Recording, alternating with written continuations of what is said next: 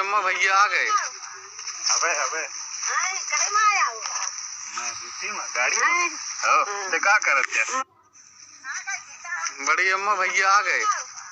अबे अबे कहीं में आया हुआ मैं दूसरी में गाड़ी में हो ते का करत है। मन बुला लिया भैया चाचा तू। अरे अबे भी अब कहे का चाचू करत है फालतू में। तो का करम भैया भैंसिया एक खराखे बिना दूध घी बिना नहीं चला चार रिश्तेदार आएंगे तो पैसा से खरीद ली ना कहाँ पड़ी है चक्कर में। सही है कहा था भैया पे कहा करूँ सयान आदमी है तो बैठे चैन पड़ा है तो कराई का परी।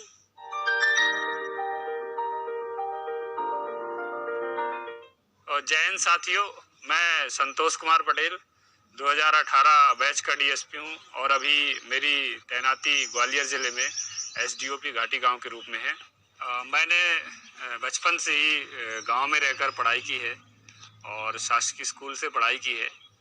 तो हम लोग जंगल के किनारे रहते थे, हमारे पिताजी लोग। तो जो भी आय का साधन होता था तो जंगल में जो मजदूरी होती थी उससे तेंदुपत्ता संग्रहण हुआ, गर्मियों में बारिश में वृक्षारोपण हुआ और अन्य सीजन में जो शहद का संग्रहण होता था। इसके अलावा जो मजदूरी होती थी उससे जो आय होती थी उसका बहुत बड़ा हिस्सा हमारी जो पिताजी थे, माताजी, वो शिक्षा में खर्च करते थे। 6वीं 7वीं की पढ़ाई जब करनी होती थी तो जैसे मार्च में एग्ज़ाम हो जाए तो फिर अगली कक्षा की किताबें तो मिलती नहीं थी बाज़ार में जल्दी, तो सेकेंड हैंड किताबें पिताजी ले आते थे। हालांकि मेरा मन नहीं करता था पढ़ने के लिए, लेकिन अब जो मिलेगा वही पढ़ेंगे, तो उन किताबों से हम लोग पढ़ना शुरू करते थे। और उसके बाद जब मैंने ग्रेजुएशन की तो पीएससी की तैयारी भी मैंने सेल्फ स्टडी ही की।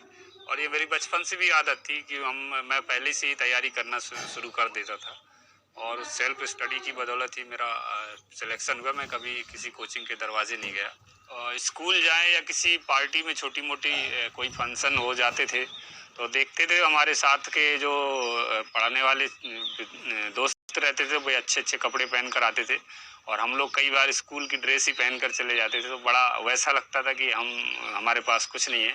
लेकिन मैं उन दिनों मन ही मन सोचा करता था कि गरीब घर में पैदा हुए, इसमें हमारी कोई गलती नहीं, ईश्वर ने जन्म दिया। लेकिन गरीब होते हुए हम मर जाएं या हमारे बच्चे गरीब घर में पैदा हों, ये हमारी असफलता होगी। तो मैं अपनी मेहनत पे लग जाता था, अपने लक्ष्य की ओर संकल्प लेकर समर्पित हो जाता था।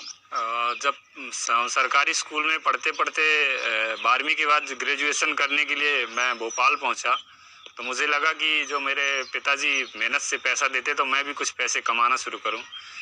उस चक्कर में मैं मार्केटिंग करने लगा था, जिसमें कुछ लोगों को जोड़ो फिर कमीशन आता है। तो वो मेरा पढ़ाई से रुझान कम हो गया था और मैं एक तरीके से गुमराह हो गया था बहुत ज़्यादा। तो घर वालों को मेरे से अपेक्षा थी कि पढ़ाई हो गई, अब ये नौकरी करेगा, लेकिन उनको ये फल नहीं मिल रहा था तो उन्होंने पैसा देना बंद कर दिया। जब वापस आ गए घर तो पिताजी का कहना था कि अब हमसे नहीं होगा और तुम्हें नहीं पढ़ना तो ये भैंस चराओ, चलो हमारे साथ हंसिया उठाओ, फावड़ा उठाओ और काम करो खेत में। तब फिर मैंने निवेदन किया कि मुझे एक बार और मौका दे, अब मैं पढ़ूंगा, अब कहीं दिमाग नहीं लगाऊंगा। और फिर उसके बाद ज़िंदगी की दूसरी पारी शुरू की। मुझे याद है 3 अगस्त 2015 को मैंने संकल्प लिया था कि जब तक मुझे लाल बत्ती वाली नौकरी नहीं मिल जाएगी तब तक मैं दाढ़ी नहीं बनाऊंगा। और मेरी दाढ़ी लगभग 5-6 इंच बड़ी हो गई थी। तो कुछ लोग मजाक उड़ाते थे, तो जब लोग मजाक उड़ाते थे तो मुझे अपना संकल्प याद आता था और मैं किताबों में लग जाता था। और उस संकल्प और मेरी मेहनत की बदौलत, माता पिता के आशीर्वाद की बदौलत से मैंने 15 महीने जो मेहनत की उसकी बदौलत मेरा डीएसपी के रूप में सिलेक्शन हुआ था। तो जब माँ के पास गया, चरण छुए, तो माँ ने उसका आशीर्वाद लिया। तो वो माँ से मेरा जो वार्तालाप थी मुझे भी बहुत अच्छा लगता, प्रेरणा मिलती है मेरे माता पिता को देखकर। और मैं आज भी यही कहता हूँ कि माँ बाप की चमड़ी ने धूप धूल खाई है, माँ बाप की चमड़ी ने धूप धूल खाई है, तब जाके हमने ये चमक पाई है। तो उनकी मेहनत और उनके समर्पण और त्याग की बदौलत हमें ये सफलता मिली है। मेरा सिलेक्शन हुआ, ट्रेनिंग हुई, ट्रेनिंग के बाद पासिंग आउट परेड होती है भोपाल में। उस समय मुझे सेकंड प्राइज़ मिला था। मेरी माँ भी आई हुई थी, तो उसे तो मालूम नहीं कि ये प्राइज़ क्या होता है, लेकिन वर्दी देखकर जो खुशी माँ के आंखों में था, खुशी थी। तो माँ के जो शब्द थे वो यही थे कि ऐ गरीबी देख तेरा गुरूर टूट गया, तेरा मुँह काला हो गया, तू मेरी दहलीज पर बैठी रही और मेरा बेटा पुलिस वाला हो गया।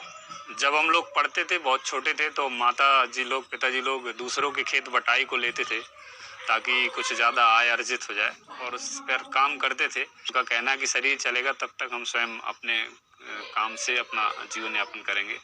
तो मैं बहुत सीखता हूँ अपने माता पिता से।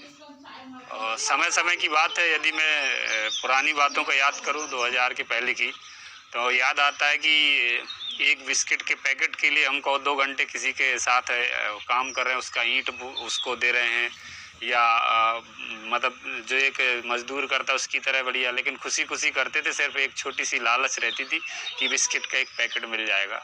तो ये पुराने समय है, उस समय बहुत कुछ अभाव होता है, तब लगता है कि ये भी मिल जाए तो बड़ा अच्छा होगा। मैं जितना बचपन में पुलिस से डरता था, मैं नहीं चाहता कि लोग किसी भी उम्र में पुलिस से डरें, क्योंकि पुलिस कोई डरावनी चीज़ नहीं है। पुलिस जन सामान्य की सुरक्षा के लिए बनाई गई है। मैं जिस स्तर से उठा हूँ, तो मुझे लगता है कि हर व्यक्ति जो मेरे पास आता है, मैं कोशिश करूँ कि उनको न्याय दिला सकूँ और उनको एक मन में ऐसा एहसास आए कि पुलिस खतरनाक चीज़ नहीं है, पुलिस बहुत अच्छी चीज़ है और पुलिस हमारे लिए बनी हुई है।